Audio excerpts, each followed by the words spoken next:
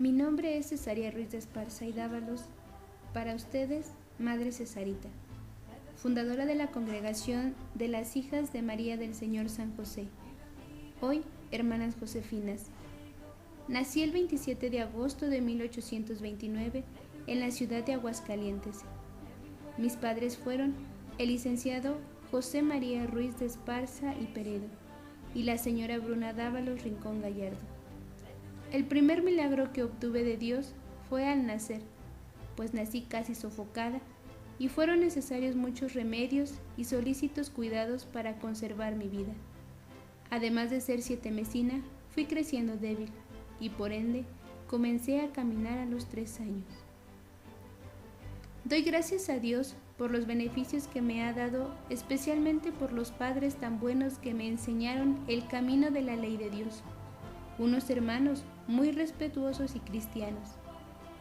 Mi madre, además de darme frecuentes consejos para grabar en mi corazón el horror al pecado, me inclinaba también a la oración. En tan feliz época, yo recuerdo que la acompañaba con gusto, que aprendí de memoria casi todas sus devociones y la seguí con fidelidad durante muchos años. Como en aquella época los negocios de México comenzaban a ponerse para muchas personas un poco mal, mis padres y yo, con tan solo 1 año de nacida, nos trasladamos a Zacatecas y de ahí pasamos a Sombrerete. En 1833 nos dirigimos a Durango, donde permanecimos 10 años y ahí comencé a tener una educación eminentemente cristiana. A la edad de 16 años comencé a sentirme inclinada a la compostura y a la permisión de mi buena madre usé algunos adornos, pero no dejé de lado la oración y la frecuencia de los sacramentos. Antes de que conociera bien el mundo, conocí la vanidad de las cosas del mundo, pero las mudé inmediatamente en deseos del cielo y traté de seguir el camino de la perfección. A la edad de 17 años, voluntariamente y muy gustosa, renuncié a los pocos adornos que mi mamá me permitía que usara y me propuse un peinado sencillo. No me permití tener amistad personal con alguna persona, no salir a más visitas que las que siendo necesarias eran al mismo tiempo del todo seguras.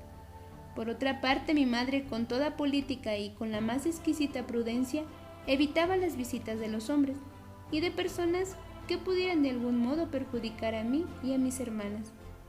Solo permitía la visita de mis tíos y de algunos sacerdotes.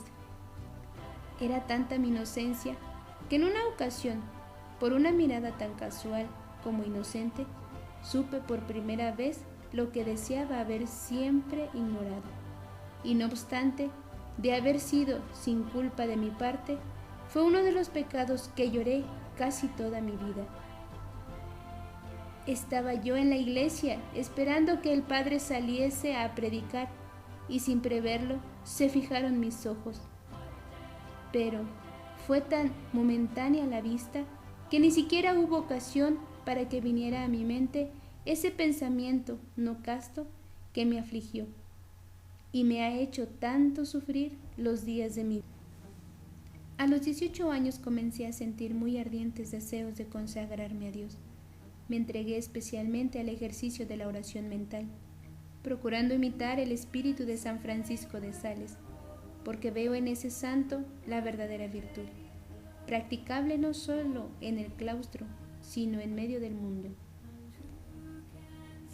Eran muy grandes mis deseos de ser toda de Dios y consagrarme a su divina majestad y darle gusto hasta en los menores detalles, que comencé a entrar en grandes temores de ofenderlo. En el año de 1847 tenía 18 años, cuando mi padre permutó el destino de juez del distrito con el de San Luis Potosí y nos trasladamos toda la familia a dicho estado. Con la motivación de Fray Ignacio Santiago, guardián del convento de San Francisco, quien me permitió consagrarme al Señor. Con este fin, mi piadoso padre, en aquel mismo año, me mandó a hacer un precioso niño, que había de ser mi esposo, y uno de mis tíos me regaló un precioso anillo de oro sellado con las letras J y C como símbolo de enlace espiritual entre Jesús y yo. El jueves 12 de octubre, a la edad de 19 años, mediante una comunión espiritual hecha con la mayor fe, me desposé con Jesús y presidieron desde el cielo José y María como mis padrinos y testigos. Mi confesor bendijo el anillo y la imagen del niño Jesús. El anillo que llevaba en la mano me recordaba el misterioso anillo de mi esposo Jesús, y a Jesús le coloqué un anillo con la inicial C, para que siempre que lo viese me recordara que yo era Cesarita de Jesús. Por la mañana y en la tarde hacía frecuentes jaculatorias, fervientes actos de contrición, muchas comuniones espirituales. Besaba el anillo, pero sobre todo me entregaba a la oración mental.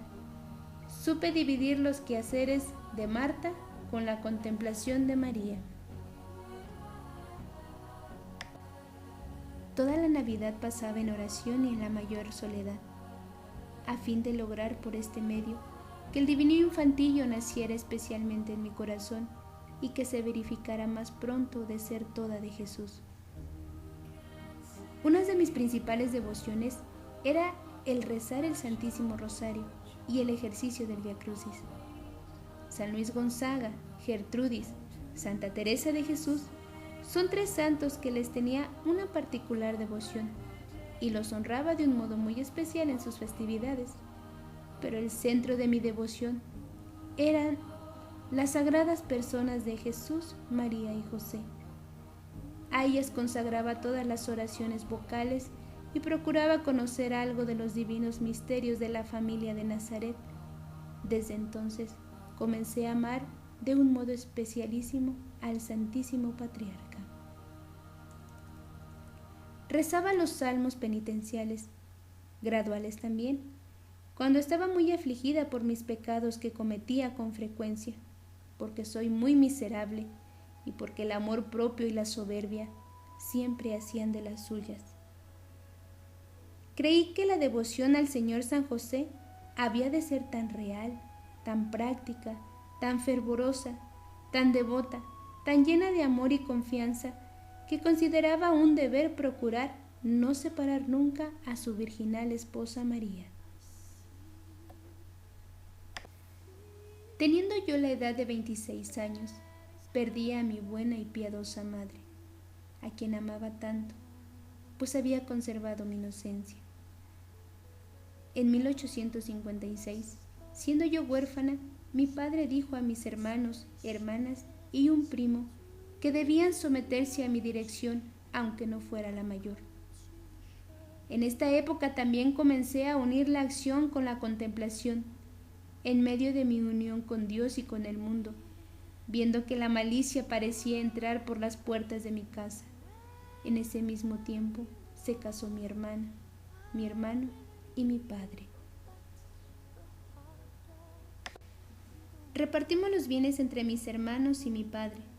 Después de su boda, yo me quedé sola con una de mis hermanas, quien posteriormente fue hermana de la Caridad, que se llama Sor Juliana de Esparza y Dávalos.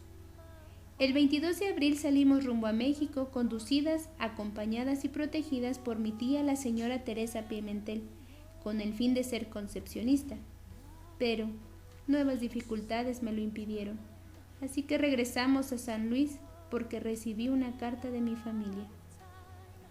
Después de que mi hermana fue aceptada con las hermanas de la Caridad, yo me establecí en la hacienda de la Quemada.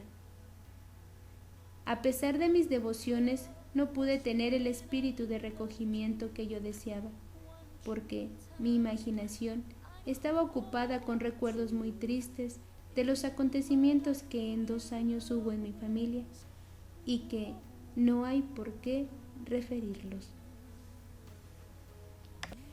La providencia divina que todo lo arregla y dispone para su mayor gloria me proporcionó la entrada en el Beatorio de San Luis Potosí sin haberlo solicitado. Así que me invitaron a entrar y formar parte de su comunidad, pero yo me negué, porque no sentía inclinación hacia aquella vida, pues yo sentía que Dios me preparaba para algo que no me podía explicar a mí misma. Sin embargo, permanecí un tiempo ahí dedicándome a las devociones. Al salir del viatorio, fui a curar yo misma a mi padre en sus frecuentes enfermedades. Por gracia de Dios, no murió de aquella enfermedad y volvió a ejercer su abogacía con la clientela que le había quedado. Después de que la esposa de mi padre lo abandonó, llevándose todo lo que pudo, recibí de nuevo a mi padre, quien tan pronto quedó paralítico y con escasos recursos, y asistiéndole así en el cuidado de las 2 últimas fincas que le habían quedado. El 25 de abril de 1861, mi padre falleció, dejándome como su albacea. Posteriormente me salí de la casa de donde estaba y me fui a vivir con mi hermana Refugio, casada con don Juan Vega. Siendo la albacea de mi padre y además teniendo a cargo los arreglos del testamento y dinero, renuncié a ello y decidí entregarme de nuevo a mi buen Dios. Aún y con esto recibí dinero para vivir holgadamente, pero decidí comer el pan con el sudor de mi frente.